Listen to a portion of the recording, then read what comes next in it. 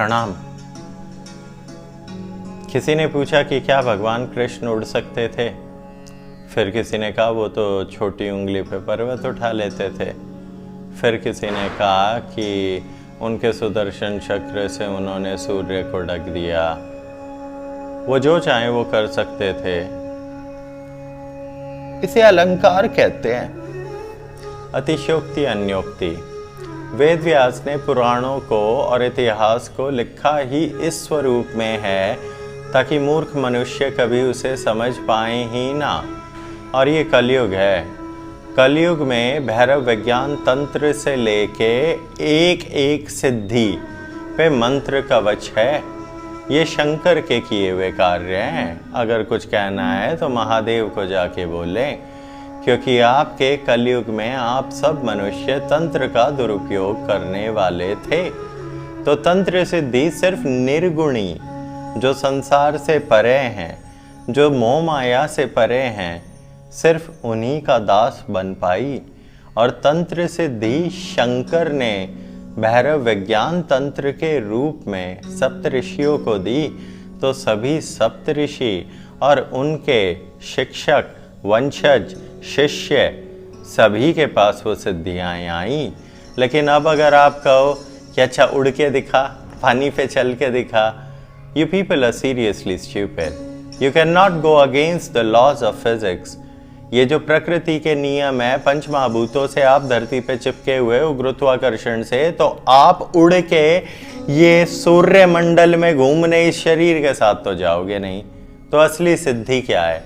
असली सिद्धि है ध्यान, साधना, समाधि, योग निद्रा। ये सिद्धि आपको उस ईश्वर से जोड़ेगी। और जब आपकी अंतरात्मा सभी कुंडलिनी चक्रों को जागरूक करके उस ईश्वर में जुड़ जाएगी तो सब कुछ आपका हो जाएगा। यही वास्तविक सिद्धि है। इसे समाधि कहते हैं। नमस्कारम। कैसे हो प्रिय मित्र बंधु? आपकी मित्रता कैसी है? कृष्ण और सुदामा जैसी, कृष्ण और अर्जुन जैसी, राम और हनुमान जैसी, या फिर आपकी मिथ्या मित्रता है, दिखावा, ढोंग? दुर्योधन का कभी मित्र था ही नहीं कर्ण। कर्ण उसका दास था। जो दास की प्रथा, जब दुर्योधन ने उसे अंगराज प्रदान करा तो आजीवन बिना सोचे समझे कि सामने वाले का चरित्र क्या है उसके प्रति समर्पण कर दे, उसे मूर्ख कहते, उसे मित्र नहीं कहते। और एक मूर्ख मित्र आपके किसी काम का नहीं। तो जो भी लोग कर्ण के प्रशंसक हैं वो ये भूल जाते हैं कि अभिमन्यु का वध करने के लिए इन्हीं सब महारथियों ने जो पाप करा, तो क्या उसे भी तुम लोग जस्टिफाई करोगे? मित्रता धर्म से ऊपर नहीं है। मित्रता का भी धर्म है, उसे मैत्री धर्म कहते हैं। वो सीखना है तो हनुमान से सीखो, राम से सीखो, विभीषण से सीखो, सुग्रीव से सीखो। भगवान राम ने जब बाली का वध करा तो बाली ने कहा कि तूने पाप कर दिया राम। राम ने कहा हाँ किया। क्यों? क्योंकि मैं ब्रह्मा के दिए हुए वरदान को खंडित नहीं करना चाहता था। मैं चाहता तो सामने से आके भी तेरा वध कर सकता था, पर मैं ब्रह्मा के वरदान का तिरस्कार नहीं चाहता था, जो वरदान ये कहता है कि सामने वाले का आधा बल तुम्हारा हो जाएगा। और मुझे अपने आने वाले युग में मोक्ष भी तो चाहिए था, और कर्म की लीला की सीख देनी थी कि ईश्वर के अवतार भी अगर गलती से पाप करें तो उन्हें भी पश्चाताप करना ही पड़ता है पार्थ। तो तुम किस खेत की मूली हो मूर्खो? नमस्कारम। नमस्कारम। अष्टवक्र, 8 जगह से जिसका शरीर खंडित है, कुबड़ा है, कौन था ये? ये एक ऋषि था, एक संत था, एक महात्मा था, एक शास्त्री था, एक पंडित था। तो आचार्य बंदी जो शास्त्रार्थ में जल समाधि इसका नियम रखते थे, उनसे शास्त्रार्थ करते हुए अष्टवक्र के पिता को हार स्वीकारनी पड़ी और जल समाधि लेनी पड़ी। तो जब आचार्य बंदी से शास्त्रार्थ करने अष्टवक्र राजा जनक के दरबार में पहुंचे तो सभी मनुष्य हंसे कि ये कौन कुबड़ा आ गया है। और फिर अष्टवक्र जाके जनक के सिंहासन पर बैठ गया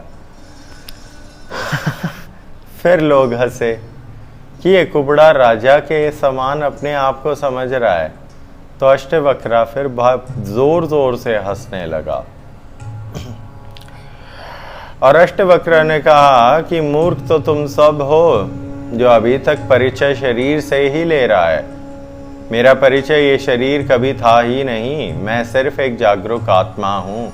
मेरा परिचय केवल आत्मा है। वो आत्मा ही ब्रह्म है। तत्वमसि अयम ब्रह्मास्मि प्रजननम सनातनम। सनातन वो आत्मा है, वही परमात्मा है, मैं उसका अंश हूँ। और ये कह के आचार्य बंदी से शास्त्रार्थ करके उन्हें हरा दिया। ये है अष्टवक्र। तो इन्हें जानना पहचानना है तो पहले संत बनो और ये शरीर से परिचय लेना छोड़ दो। नमस्कारम। सोते हैं 8 घंटे, 6 घंटे, 7 घंटे, 4 घंटे, 12 घंटे, 16 घंटे, या फिर आप सोते ही नहीं है। जो सोता ही नहीं है उसे सोने की आवश्यकता नहीं है, उसे योगी कहते हैं। वो योग निद्रा में जाके अपने शरीर को शुद्ध कर लेगा। वो जब ध्यान में बैठा होगा वही उसकी निद्रा है, उसे योग निद्रा कहते हैं। उसके पश्चात जो भी मनुष्य 8 घंटे से कम सो रहा है और जो रात को 1-1, 2-2 बजे सो रहा है और अपने आप को वुल्फ वॉरियर बोल रहा है, उसका आने वाले समय में बहुत बुरा हाल होने वाला है। Because your testosterone will drop down. आपकी मर्दानगी का हार्मोन 40% उसी समय खंडित हो जाएगा। 2 हफ्ते नाइट शिफ्ट बिताएं और शुक्राणु का काउंट दोबारा टेस्ट कराएं तो आप नपुंसक कहलाएं पार्थ। तो नपुंसकता का त्याग करो पार्थ और क्षत्रिय बनो। तो क्षत्रिय बनने के लिए ब्रह्म मुहूर्त में उठना होगा। अगर ब्रह्म मुहूर्त में उठोगे तो रात को 10 बजे उससे पहले सोने की कोशिश करो। चलो 11 ले लो, 12 ले लो, लेकिन 5 बजे उससे भी लेट अगर कोई उठ रहा है, 12 बजे उठ रहा है, 2 बजे उठ रहा है, Daddy's little princess, I wake up at 2 in the afternoon, then I just dress up and go to party. And you're gonna die young, sadly, because आपके भी हार्मोन्स खराब हो जाएंगे।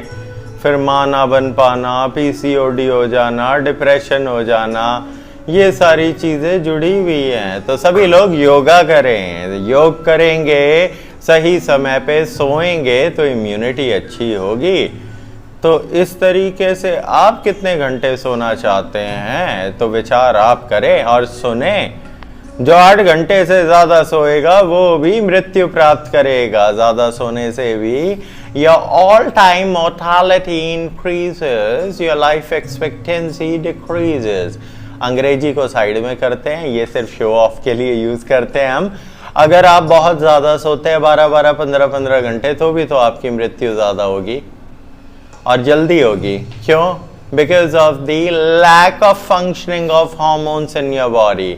15 घंटे तक पेट के अंदर टट्टी टिकी हुई है, उससे पित्त बनेगा, वो पित्त भड़क करेगा, फिर ब्लड शुगर होगी, फिर बीपी होगा और या अल्लाह रहीम, और आप मर जाओगे। धन्यवाद। नमस्कारम। क्या आप सब लोग भी उपवास रखते हैं, फास्टिंग करते हैं, व्रत रखते हैं और उस व्रत में हल्दीराम की आप फिर थाली खा लेते हैं, कुट्टू के आटे खा लेते हैं, वो सिंगाड़े के रोटियां बन रही हैं और लड्डू आ रहे हैं, नमकीनें आ रही हैं व्रत की। अरे मूर्खो, व्रत का असली अर्थ ही नहीं समझ पाए। व्रत का अर्थ होता है शुद्धिकरण। शरीर की सारी गंदगी को बाहर निकाल के साधना करना ताकि कुंडलिनी चक्र एक सार हो सके और आप उस परमेश्वर की ऊर्जा से जुड़ पाओ। ये साल में 4 बार तो हम नवरात्रों के रूप में करते हैं। इसके पश्चात हमारे लिए अनेकों त्योहार, जितने भी फेस्टिवल्स है, उन्हीं पे उपवास रखना इसीलिए लाभदायी है। अब योगी खाए 1 बार, भोगी खाए 2, और जो 3 बार खाए जाए वो तो रोगी कहलाए पार्थ।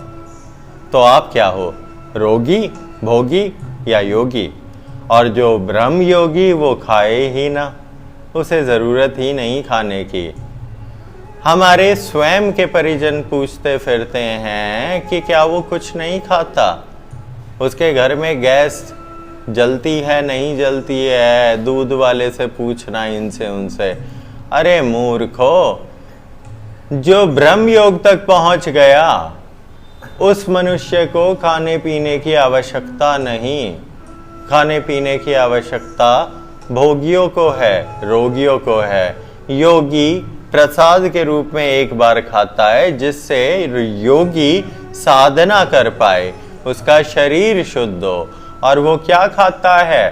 वो अंकुरित दालें खाएगा, फल खाएगा, उन्हें भी शुद्ध करके, क्योंकि पेस्टिसाइड और केमिकल तो तुम छिड़कते ही हो।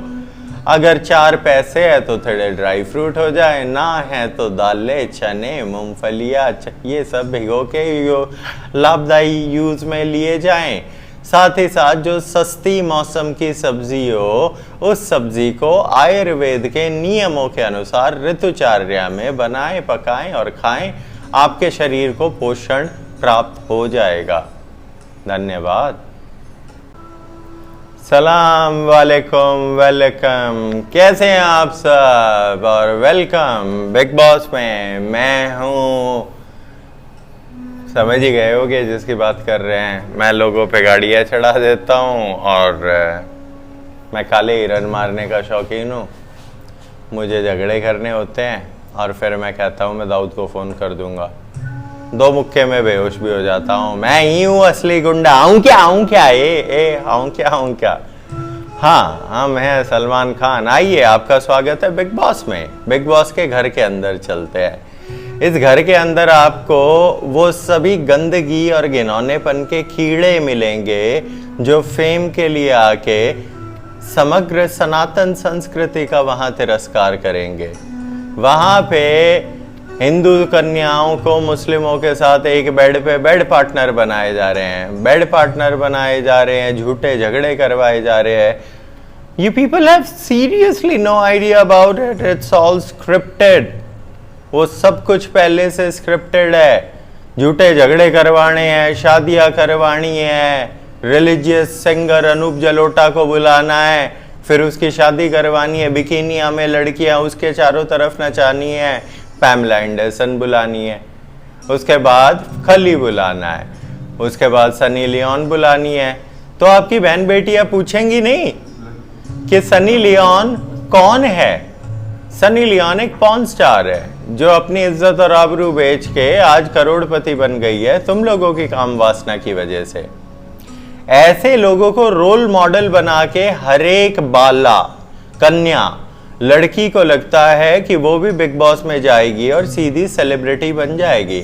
बाकी आपके छपरी आ ही जाते हैं, एक आधा बॉडी बिल्डिंग करके, पावर लिफ्टिंग करके, ड्रग्स लेके। तू आइयो 40 लोग लेके मैं देखता हूं। अरे क्या कर रहा है मूर्ख। दूसरा एक और छपरी, जय Shri Ram, system system system. तेरी आखिरी इच्छा क्या थी? तुझे भी तो हीरो ही बनना था। आखिरी में मुकेश भट्ट की गोदी में जाके कौन बैठा? मुनावर फारूकी के गाल पे कौन पप्पी ले रहा था? अगर तू सच में राम का भक्त होता तो मुनावर के 2 घुसंड प्याता, कैन हरियाणवी में गुड़गांव वाला की, जो तू नहीं है। तो तेरे जैसे नाम के यदुवंशी होते हैं। असली यदुवंशी होता तो तू सनातन के लिए लड़ता, ना कि सस्ते प्रचार के लिए। और तू तो एक आम परिवार का बच्चा था। बिग बॉस में जाके तू ये कर क्या रहा है? बिग बॉस में जाके ईडी के काम होते हैं, हवाला के काम होते हैं, ड्रग्स के काम होते हैं। बॉलीवुड क्या है? Bollywood is the shit hole. Bollywood had been shitting on Sanatan since the 90s. जैसे ही सलीम जावेद आए, बॉलीवुड आपका चल पड़ा।